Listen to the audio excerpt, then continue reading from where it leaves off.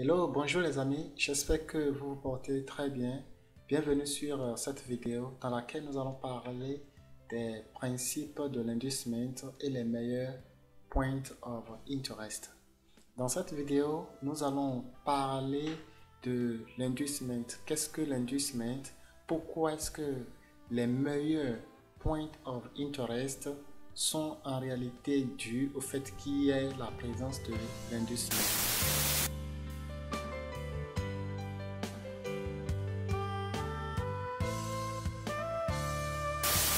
Si vous n'êtes pas abonné à ma chaîne, n'hésitez pas à vous abonner. N'hésitez pas à rejoindre mes différents réseaux sociaux. Sur Telegram, j'offre également une formation gratuite. Si vous êtes nouveau, partagez, likez et autres. Si vous êtes aussi ancien, n'hésitez pas à laisser des commentaires et je suis disponible pour répondre à toutes vos différentes inquiétudes.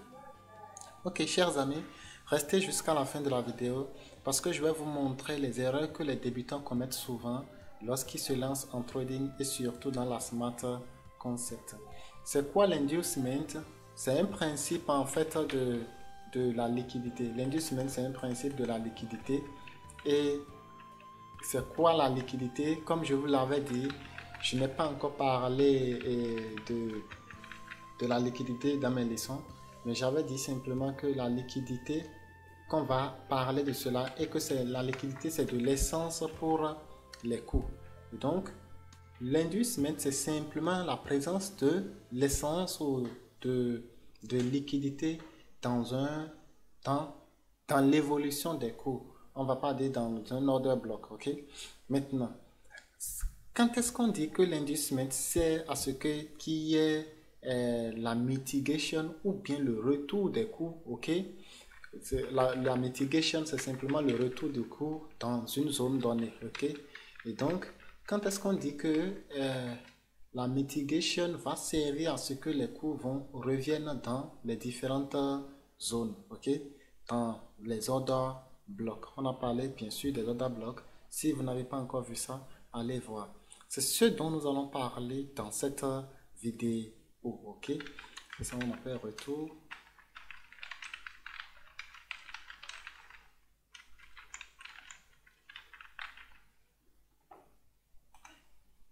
Nous sommes ici dans un marché. Je ne peux pas vous dire que le biais est haussier ou le biais est baissier. Maintenant, nous allons regarder qu'est-ce qui se passe afin mieux comprendre si le biais est haussier ou bien le biais est baissier. J'ai essayé de matérialiser certains points au rouge. J'ai matérialisé ce point au rouge, celui-ci au rouge, lui au rouge et ainsi de suite. Je vais vous dire pourquoi est-ce que j'ai matérialisé ces différents points au rouge et pourquoi les autres ne sont pas au rouge en fait. Et donc, nous sommes ici dans un marché. Et qu'est-ce que nous avons constaté? Nous avons simplement constaté que les cours ont fait un retour ici, et puis et ça a monté, ensuite un retour, et c'est venu casser l'euro que ça fait, et ça fait ça un retour encore, et c'est venu casser. N'oubliez pas ce que je vous ai dit dans l'une de mes vidéos. Je vous ai dit aussi que nous avons le principe fractal des coûts. C'est-à-dire les coûts ne vont jamais évoluer dans une droite comme ça, non. Vous aurez toujours quelque chose du genre, ok? Ça ne va pas jamais évoluer, non, dans une droite. Donc ici, nous sommes dans la structure interne. Ceci, c'est la structure interne, ok? Ce qui veut dire que notre structure de fond ou la structure est sur la grande tendance ou la structure sur les grands time frames est haussière jusque là. Ensuite, nous avons eu un changement de structure ici. Ok, le biais ici est baissier. La structure est égale au biais. Hein. Quand vous entendez structure ou bien biais, c'est la même chose. Donc, si vous entendez parler du biais ou de la tendance, c'est la même chose. Ok. Et donc ici, le biais ici, je ne sais pas comment vous écrivez biais là, c'est avec S ou autre, je ne sais pas. Le biais ici est haussier et le biais ici est baissier. Et donc ici, dans ce biais-là, dans cette partie ici, cette partie, c'est une structure interne, ok? Dans un biais haussier, ok? Et donc, qu'est-ce qui s'est passé? Nous avions eu les coûts qui sont venus là et ça faire un léger pullback avant de repartir. Ce qui veut dire que l'inducement s'est produit là. Il s'est produit quoi? Nous avons eu notre order block qui est ici, ou bien notre demande zone qui est ici. Et cette demande zone n'a pas encore été mitigate. Ok? Le retour de cours ne s'est pas encore fait sur cette zone-là. Et donc, comme nous n'avons pas encore eu de retour de cours sur la zone, qu'est-ce qui s'est passé? Les cours sont venus en fait là, créer ceci afin de prendre de la liquidité. Ok? Afin de prendre de la liquidité. Et donc, quand les cours sont venus prendre de la liquidité, ici, il y avait de légères liquidités ici. Qu'est-ce qui s'est passé? C'est reparti à la hausse afin de mitiguer certainement notre supply zone qui était ici. Même, ce n'est pas toujours que ça est mitigé une supply zone. Ce n'est pas obligé, ok? Ce n'est pas obligé. Une supply zone, c'est juste une zone, hein, ok? Une zone du haut, une zone de demande et une zone d'offre, ok? Donc la demande zone, c'est en bas et là-bas, c'est la zone d'offre, la supply zone, ok? Donc, nous avons notre supply zone. La supply zone, c'est simplement une zone d'offre et la demande zone, c'est simplement une zone de demande. Vous connaissez ce que en matière de vente, on parle toujours de zone de demande et de zone d'offre, ok? Donc, la zone de demande, c'est simplement, les gens se veulent toujours acheter bas et vendre plus cher. Ils veulent acheter moins cher et vendre plus cher, n'est-ce pas? Donc, c'est ça. Et qu'est-ce que nous avons eu ici? On a eu une cassure de cette droite-là. Une cassure. Et donc, cette cassure-là nous montre simplement que nous avons quoi? Notre tendance. Ici, c'est un bas fort, ok? Notre tendance. Et là, désormais, nous sommes limités ici. Notre swing low qui est ici. Ensuite, qu'est-ce qui s'est passé? Nous avions eu les cours qui sont revenus, ok? Le retour des cours ici, ce n'est pas encore la mitigation de l'order block qui a été formé ici. On a aussi un order block ici, hein? Et donc, moi j'ai pris ici l'order block qui est plus proche. Ce n'est pas encore la mitigation de cet order block qui est ici. Et donc, qu'est-ce qui s'est passé? Nous avions eu les cours qui ça formé un creux avant d'aller former un nouveau pic. Et cela, ça voudrait simplement nous attirer notre attention sur un fait. Quand vous avez par exemple votre inducement, ok, cela ne voudrait pas forcément dire que vous aurez le retour ou bien la mitigation. Non, pas forcément. L'inducement vous donne, c'est un point fort pour vous dire simplement faites attention. Faites attention à ce que vous êtes en train de faire parce que les cours pourront ne pas respecter une zone. Quand il y a de l'inducement, la probabilité est forte que les cours respectent votre zone. Et sans l'inducement, c'est grave. Donc ici, vous voyez, normalement, quelqu'un aurait peut-être acheté ici pensant que les cours vont baisser, c'est-à-dire que l'order block qui est ici sera respecté. Or, ici, l'order block qui est ici n'a pas été mitigé. Donc, il faut vraiment être patient. Il faut être patient. Et aussi, cela nous dit simplement que notre inducement n'est pas synonyme de la mitigation. Ok? Quand vous avez l'inducement, cela ne voudrait pas dire que la mitigation va se produire tout de suite. Non, ça ne veut pas dire ça également. Et donc, lorsque vous voyez votre inducement, faites beaucoup attention. Ok? Faites beaucoup attention, c'est un bon signal pour vous dire et soyez en alerte et donc quelque chose va se produire. Quelque chose va se produire, soyez en alerte. Ok? Mais cela n'est pas signe de retour ou bien de mitigation. Non. L'inducement n'est pas signe de retour ou de mitigation.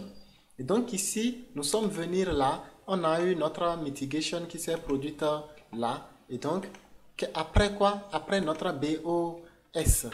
Ok?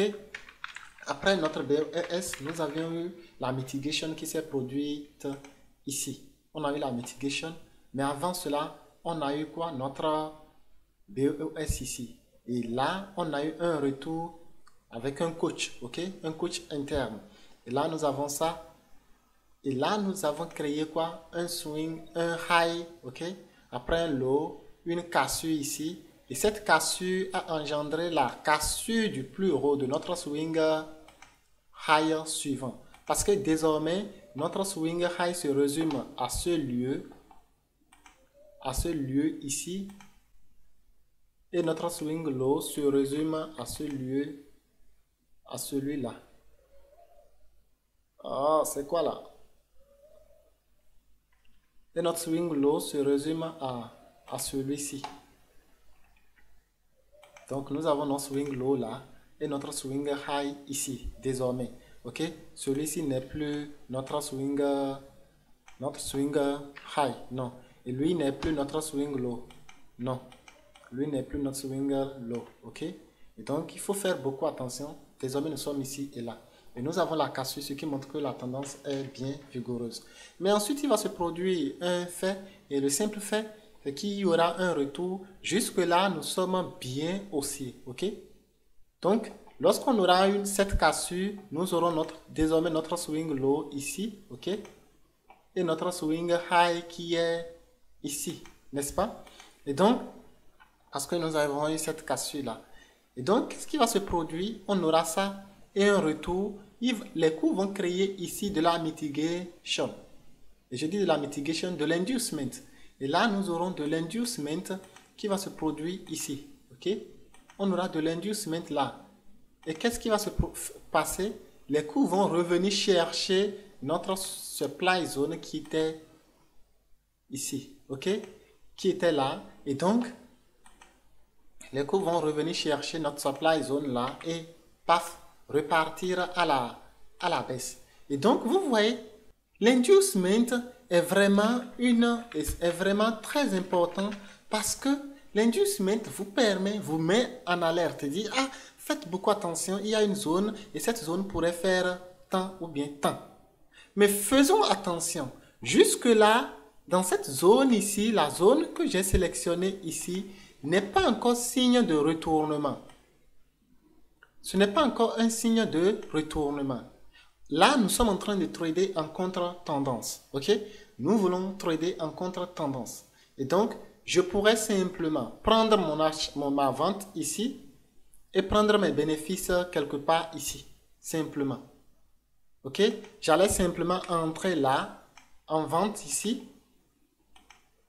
et prendre mes bénéfices ici. Vous voyez ça? Et mettre mon stop de protection un peu plus haut là. Vous voyez un peu? Et donc, ce n'est pas encore un signe de retournement. Pourquoi ce n'est pas encore signe de retournement? Parce que notre swing low, c'est ici et le swing high, c'est là. Après, il va se produire encore un autre fait et vous voyez. OK? Mais nous aurons le changement de tendance du moment où nous avons cassé ce bas ici. Donc, le changement de tendance se produit là. Et qu'est-ce qui va se passer? Nous aurons encore de l'inducement qui va se placer ici et qui va se placer là. Et les cours viendront chercher notre order block qui était ici avant de continuer la chute. J'espère que vous avez compris un peu le principe de l'inducement et également ce qu'on appelle la supply zone, la demande zone. La supply zone, c'est simplement une zone, hein, donc c'est rien d'aussi spécial. C'est simplement une zone, comme aussi la demande zone. Je vous ai dit tout à l'heure que la supply zone, c'est une zone d'offre. Et la demande zone, c'est une zone de demande. OK? J'espère que vous avez compris. On passe maintenant sur notre chat pour mieux comprendre ce que nous venons d'expliquer. Ici, nous allons aller sur un marché en temps réel. Je suis ici sur l'euro et l'euro contre le franc suisse. La paire euro contre le franc suisse. Nous passons directement sur notre chart, ok? Sur notre graphique pour mieux comprendre ce que nous sommes en train d'expliquer. Ok. J'ai l'habitude de faire quelque chose quand je vais backtester ma technique. Qu'est-ce que je fais? Je vais d'abord analyser ça en une journée. Je vais cacher mon graphique, ok? Cacher aussi ces différents indicateurs. Je ne vous demande pas d'utiliser ces indicateurs. Seulement, moi, je les utilise souvent pour... Et donc, je vais d'abord faire un replay et couper ça d'ici. Nous sommes en août 2020. Et maintenant, je vais afficher mon graphique. OK? J'affiche mon graphique et là, je suis maintenant le 11 août 2020. Et là, je ne sais pas ce qui s'est produit. Donc, je n'ai aucune tendance en tête. Je n'ai aucune imagination en tête. Et par conséquent, tout ce que je vais faire sera comme si j'étais dans un marché en temps réel. Vous voyez un peu là. Et donc ici, nous voyons clairement une tendance qui est haussière. Vous voyez ça? Nous avons clairement une tendance qui est haussière avec là, on a cette cassure là, ok? On a cette cassure là, paf, les coups ont cassé et sont revenus faire un pullback dans la zone, ok? Ils ont fait un pullback dans la zone et nous voyons que les coups n'ont pas encore cassé et ça fait un retour. Nous avons là une demande zone qui se situe ici. Nous allons voir quand est-ce qu'on dit qu'il y a une demande zone, une meilleure demande zone dans les vidéos qui vont suivre. Et donc cette zone a été mitigate, elle n'est plus intéressante. Et donc c'est celle-ci désormais qui est intéressante. Et là nous voyons quoi? Nous avons notre swing high là, notre swing low qui est ici, ok?